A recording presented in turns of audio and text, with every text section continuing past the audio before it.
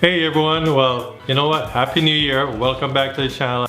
I don't know what it is about most M5 owners, but they seem to be snobby little, you know what? Let me be nice, it's a new year. But everyone who owns an M5, when you look on the forum and some of the stuff, they seem so snobby. They're name brand whores. Everything has to be a big name brand, even when it comes to the smallest things. A lot of things I agree, you gotta pay the money for it, but some things are just ridiculous. So, for my car, like I say, shit's damn expensive. So I want to do a air filter system for it, which the cheapest I've seen so far is 2,200 US. You know what? I'm gonna start giving you guys the information in Canadian dollars since I'm here in Canada. Let you see the difference. Now, to get a decent air intake, as you guys know, the factory air intake just never cuts it. They have to do it for emission control and all that bullshit. So you know you don't get the best air intake.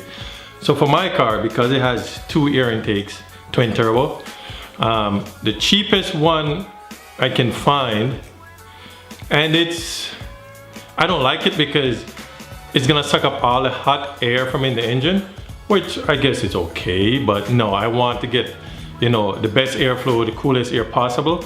I'll link a picture somewhere. But you'll see, that one is for $800. And I said, like I said, it sucks the air right up from in the engine and it's gonna be hot air. I want cooler air to go in the turbo, so I don't really want that one. The next one is the Ventura, I think it's pronounced. Now that one is a beautiful, beautiful air cleaner. Not air cleaner, air filter. But the problem is for the horsepower you're gonna gain, I don't need to spend that much. That thing is 2,900 Canadian dollars for air filter. For almost 3 grand? For what, 20 horsepower if you're lucky? 30 maximum if you're lucky? Not 3 grand, no thank you. Then there's also the MSR. I really like the MSR too, because it comes right out through the grills and it sucks in right through the front grills. That one is about 3,900 Canadian. You guys in the States, you're a lot luckier, but by the time you get it here, conversion and all that, that's how much you'll be paying. Now, almost 4 grand for air filter. For what? For, like I said, maximum 30 horsepower? Hell no. But a lot of guys are M5 and they do it. I can't justify that. As some of you guys see before, I got that nice, cute, chubby little cheek baby. I'd rather put that money in a bank account so I can send her to a nice university or something. When you own as much car as I do, or I did, you know that shit is not necessary. And trust me, a lot of you guys haven't owned as much cars as I did. I'm not bragging, I'm just saying.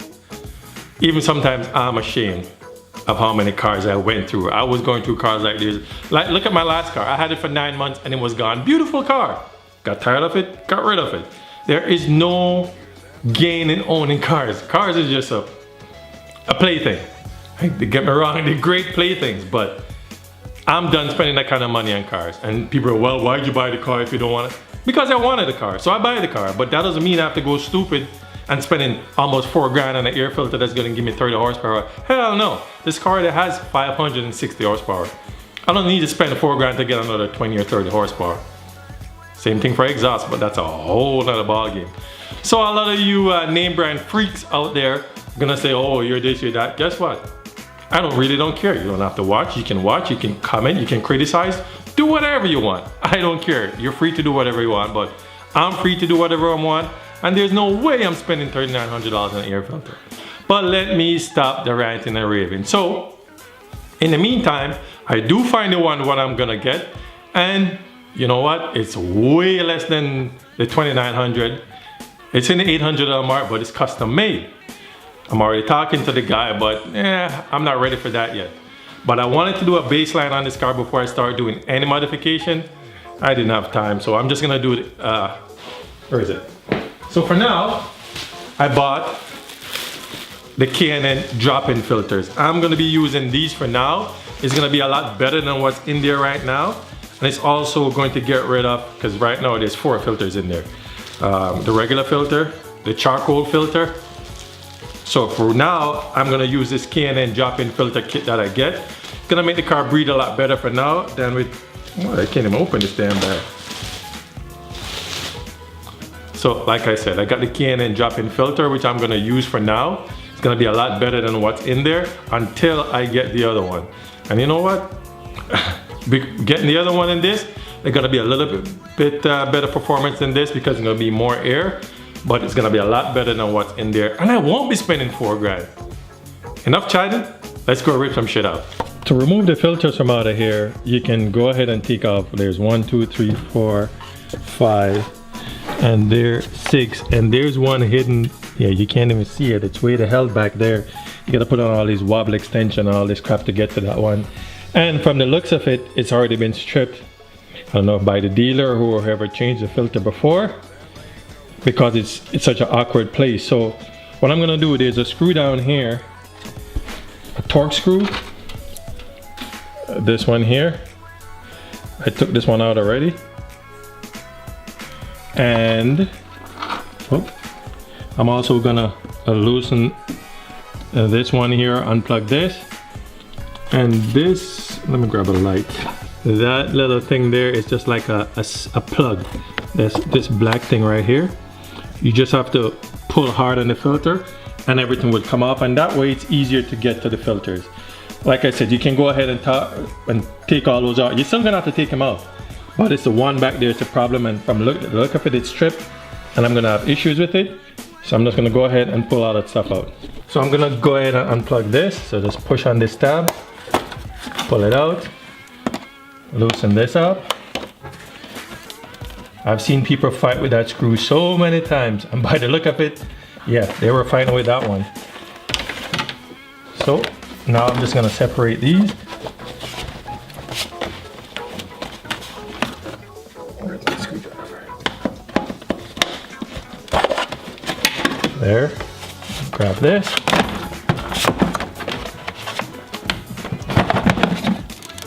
And the whole box is out. This way, it's easier to get to this screw, right? Where is my light? To that screw right there. These screws are all T20, so I got a T20 on my drill that I got at such a good bargain. I'm gonna take them all off. And see, now you see what I mean? Nothing gets to that one back there. That's where the problem is. Let's see if my extension will do it. See that? That's the problem. It's just the angle it's at. Ain't gonna get anything. So I'm gonna put that one by hand. Actually, I just looked at the other side and this screw is missing. I guess I didn't bother to put it back in. So here we have the filter. Take that one out.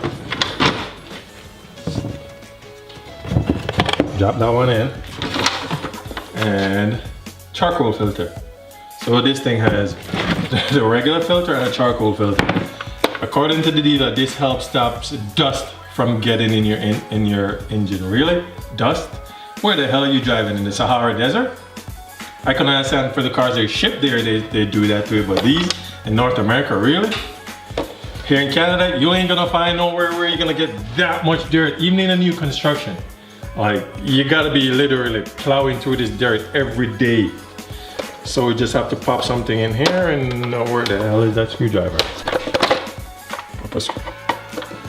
Take a screwdriver, put it in here, take it out, and just look how clean this is. And that's that. So we're gonna put this back together. Whoop, right, there it is. Grab my drill and put these back in. And that one again. I probably would still be fighting with it if it was if I try to take this out in the car, because it's such a pain in the ass to get to. People are always fighting with it. So now, when this is tight, I'm gonna put it back in the car. Now everything is tight, just put it back in where it came from. So slide that back down here, take this hose out of the way. And that's that, right back where it came from. Because that screw, I would have still be fussing with it with wobbly extension and all that. Look, that's done. And all I have to do is tighten that screw back over here. And Bob's your uncle. And that's how easy it is to change the air filter on here. Make sure you plug the mass airflow sensor back in. You don't want to have any engine codes. Tighten everything up and you're good to go. Now you see how to install. Look at that. Oh man, it's cold in this freaking garage. And I had the heat on, but I had to open it up to start up the car a bit. But that's how easy it is to install the air cleaner. And as you can see, taking out those 4 air cleaners, I just got rid of a lot of resistance for air coming into the car. And like, I don't know where they plan on driving, but where I know where I plan on driving, they ain't that much dust. And that filter has oil on it, so it'll chop everything. And then when it's dirty, I just take it out, wash it, oil it, put it back in, and problem solved. Car's gonna be better. But until I get the one that I want, this is gonna do great. I just wish I could go beat on the car right now, but man, it is butt cold. And these Michelin Pilot Sport ain't gonna do no good in this cold weather. These are made for summer. And no offense, I don't wanna be slipping off the road in this thing. Even if I mean, this car just doesn't grip at all. But what do you expect for 560 horsepower? I couldn't help it. I had to take the car for a drive and man, whew, it drives so much different. It drives so better, so much different. I guess my mind is still scrambled, but maybe it's in my mind or whatever, but this car is, let me give you a word of advice. Do not turn off that traction control. That thing will kill you. I made a mistake of turning it off just to see it. Oh my Lord, I almost didn't make it back home. So guess what I did?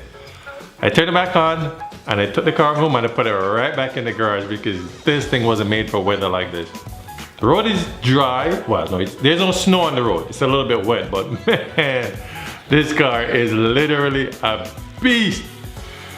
Whew. I won't try that again in this weather, but you know, I love the way it drives now and I can't wait to do other stuff and see the way it drives. So, but enough of me ranting and raving. You know what? For all you newcomers, thanks for watching and consider subscribing. If you guys have any questions or comments, go ahead and throw them out in the comment section. If you have any criticism, go right ahead. I can take it. Some people seem to, that's all they want to do. Don't care. Go ahead, throw it in there. I deal with it anyway. If you got any questions, comments, any suggestions, anything, go ahead and throw it in the comments. But yeah, now I'm gonna figure out what I'm gonna do to this thing next, because most of the stuff I want to do, I want to take it out afterward and see what's done. But with this weather, it ain't gonna happen because it's scary. But for now, laters.